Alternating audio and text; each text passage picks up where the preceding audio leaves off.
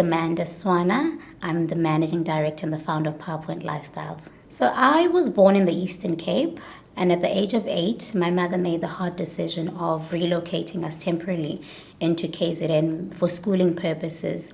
I studied my high school at the Bluff in Durban Academy. I then later pursued my post-matric studies in social sciences. I pursued my Bachelor of Social Science at the University of KZN, progressed till master's level, and I graduated with my master's at the University of KZN. And that is when I pursued business and entrepreneurship as well. I am quite the dreamer. But one of my biggest dreams is to complete my PhD and to also publish my first book. This is something that's been in the pipeline for quite some time, and I'm now getting the urge to finish it. I get a sense that I'm running out of time, not lifespan, but because of the commitments that keep piling up. So it would definitely be an expansion of my master's thesis. So I did my master's in career development, focusing on a specific sample group, but this expansion would look at career development mainly from the shift of changing careers in its entirety. I've had many individuals within corporates that have then come to realize, I don't actually want to do what I'm doing. A funny story is there was a medical doctor who said, I want to be a musician. And my biggest fear was, how do you change and shift from being a doctor to a musician? And I realized that it's possible. It's possible because we hold out so many of the years in fear and anxiety and mental paralysis, and we don't take the decision. So I wanted the study to focus around the individuals that have taken an entire career shift, whether it's from medicine to law or from medicine to music or creative arts, just to focus on what does it take to shift a career in its entirety at a particular age, where you're no longer perceived as a young person who's able to make those risks, to make those decisions that carry risk. So that will be the focus. If you look at post-COVID, people are very intentional about how they spend their time. People are intentional what they do with their time, and career choices are being very intentional around what is well-being for one. Am I happy in the work that I'm currently doing? And if I'm not, what does happiness look like for me? Sometimes happiness is that entire career shift. Sometimes that happiness is moving away from fixed corporate into consultation because there's more flexibility, there's more time to balance it out. So the shift has become a predominant post-COVID, mainly because of a wellness mindset that says, I'm no longer well in this particular job or in this particular organization, so I'm making the decision. People are not as anxious, and people are willing to take that risk for their well-being. People have this long 10 steps on how to be a successful businesswoman, 5 steps on how to be well and to balance your life. I always say that it is the mercy of God, because like any other individual, I navigate through life. There was a particular time in my life where I thought I must get to a particular destination for me to feel like I've achieved something. And to my rude awakening, I came to realize that it's not a particular destination that I was looking to acquire. It was the journey of becoming, and I don't know what becoming means for many people, but becoming for me means unlearning what I believed would be truth that was not good for my well-being. It's transforming the way I see things, transforming the way I view life to be more optimistic rather than pessimistic, and also to take lessons in the moment and the journey in itself. So it's a lot of unlearning to become, as opposed to looking for a particular destination, because you reach a particular destination and you realize it's still not enough. So what are we pursuing? We're just becoming. And I think like any other person, I try to become. Who I am today will not be who I am next year. Who I am next year will not be who I am the following year. So it's a journey of unlearning, transforming, and becoming. The biggest enemy is the mind, because it tells you that you can't. Whether it's because someone has said something to you growing up or because you've perceived yourself a particular way. So the first step was looking at myself and believing that I could. The second step looked at what is it that I'm trying to achieve and who am I doing it for? Because that's another factor that builds into why you do the things that you do. So I had to constantly remind myself is in pursuing my educational studies, what was I doing and who was I doing it for? Of course it was my parents. I mean, the first degree, the graduation certificate was one of those where I threw off at my mom and I said, there you go. I've done this for you. But when it comes to your honors here, you're not necessarily doing it for your parents. Your master's here, you're not doing it for your parents. So you need to find meaning as to why am I doing what I'm doing? And who am I doing it for, so that when I've completed and I've acquired that particular achievement, I'm not looking for affirmations elsewhere. I first affirm myself and I first tell myself, well done, so that I'm comfortable with whatever the world throws at me at that particular moment about that specific achievement. So I would say definitely have that conversation with yourself, and also try to figure out why you're doing the things that you're doing, and also realize the power of human relations. You grow up and you realize that because you grow up and you become accustomed to being independent and wanting to do things yourself. But when you grow up, you realize that there is so much value in human relations, and you foster those and you nurture those that are valuable to you. You nurture those that feed into you. So value the relationships that you have and draw from them. If you're going to go into business, especially in business, value the relationships that you build along the way. Don't take them for granted. High school and varsity, I did a lot of promotional work. I was that typical girl. I would have a tea bag and I would sell you that tea bag. You'd walk away believing that this is the best tea. Not that I was a salesperson. I don't think I'm good with sales, but I believe that at that particular moment, if I drank your tea, I need you to believe in the tea that I'm selling. So I did promos, and then after promos, I did a bit of beauty. So as a nail tech at some point, I did hair in university, and then I also went into events management, which is something that I still do now. I do have an events management company that I don't really call that work. That is where I find rest because of the creativity, because of it has a lot of opportunity for self gratitude, where you put together a concept, taking a client's concept and designing it, and the event comes into full fruition. So I would say events management was also something that I looked into. We've branched into manufacturing, stationary manufacturing, but the core business being PowerPoint Lifestyles, which is the human resources, yeah. So I wear many hats. I take off these shoes, I put on my safety boots, and I get into the factory, and work continues. So my mother has inspired me, and my family, my siblings. So we were raised as a family of 4 siblings by my mother. She's raised us with so much discipline. But at the very same breath, there's so much love and respect for humanity and human beings. It didn't matter who you were. It didn't matter what your story was. Because you walked through the doors and you visited our home, my mother would demand us to pay attention and appreciate the fact that we've got another person visiting our home.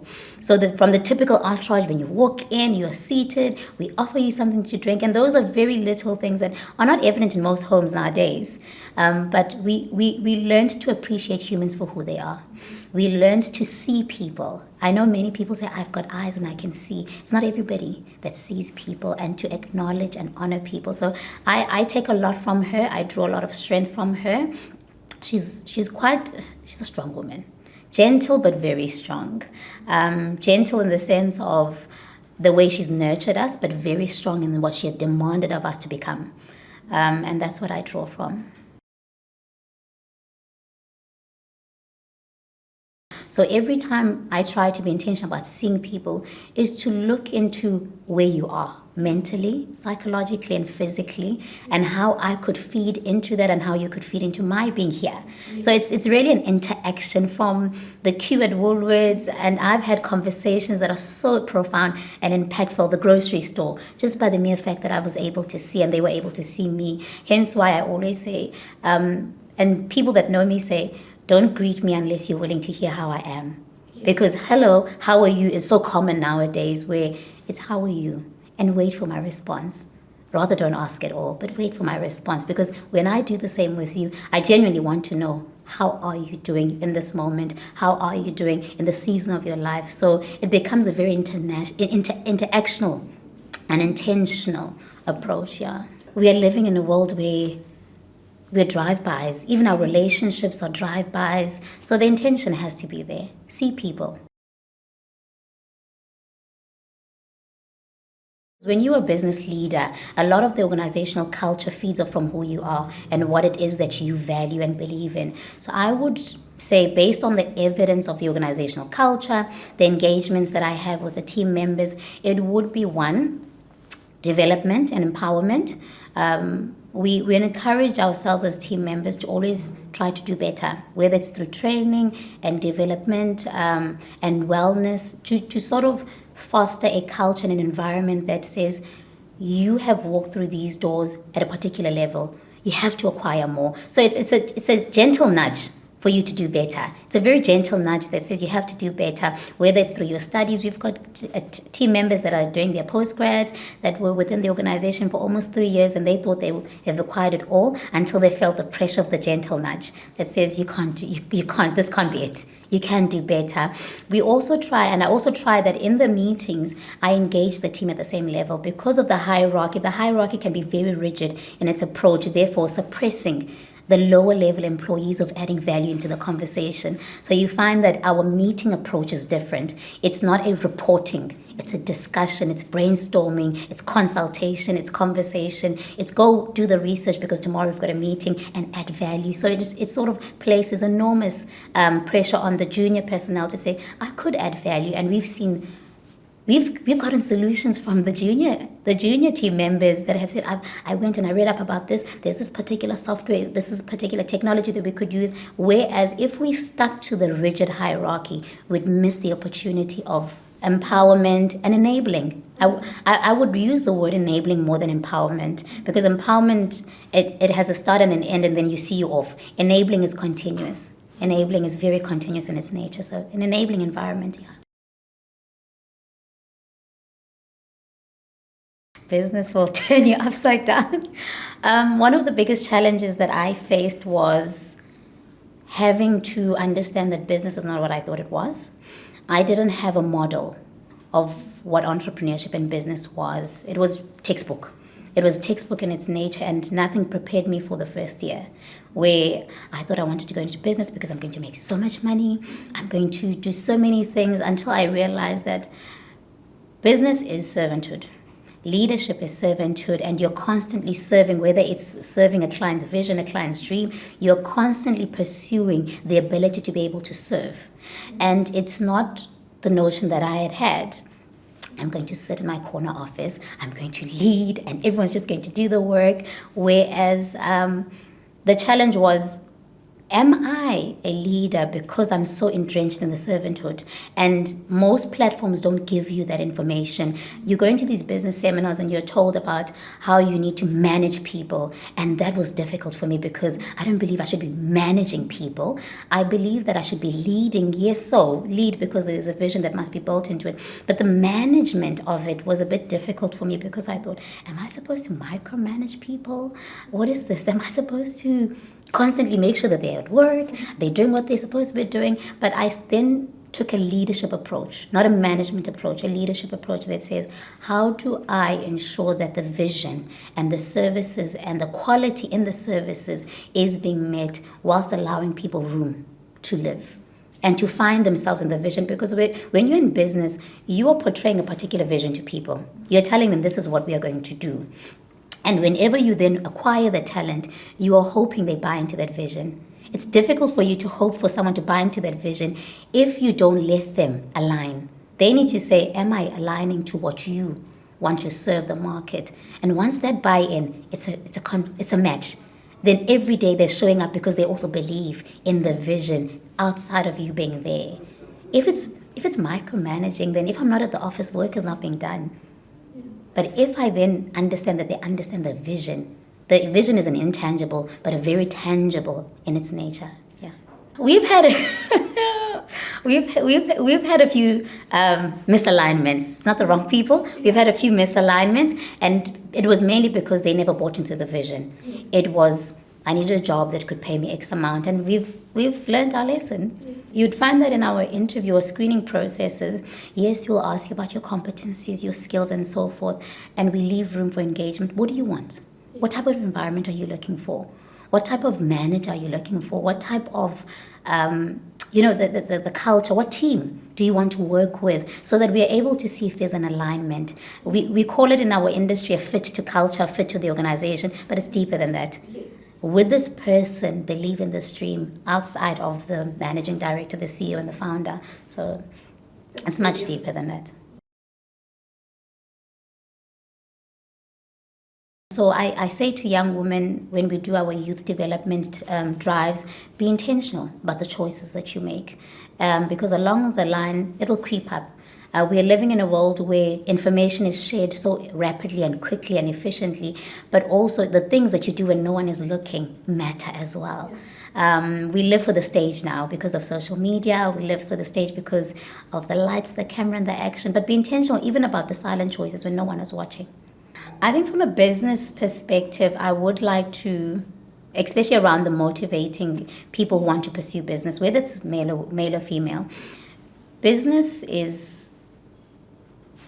it fluctuates. It fluctuates, and there isn't a set book. I think we all try to contribute to literature. We all try to contribute to understanding what business is. What is important is always remember why you start.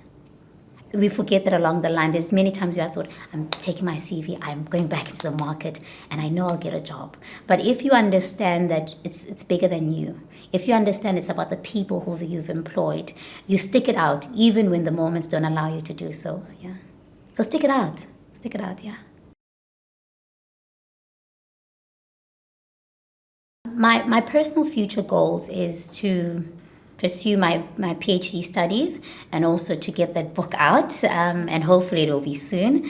And our goals as a business is to expand our operations. We are targeting a few provinces, testing the market to see if there is fruitfulness, and also looking at how we diversify our skills. So what I do to relax is I love reading books. If you give me a book, I go to the beach and I read, or beautiful nature scenery. I do a lot of resorts, so time out could be me booking myself into a resort for the weekend. But what I also do to relax is the gym. A gym session can do wonders for you. Obviously, it's a good health lifestyle, but it's also good for the mind. You sort of get to relax, so yes. I do balance. There is a bit of balance.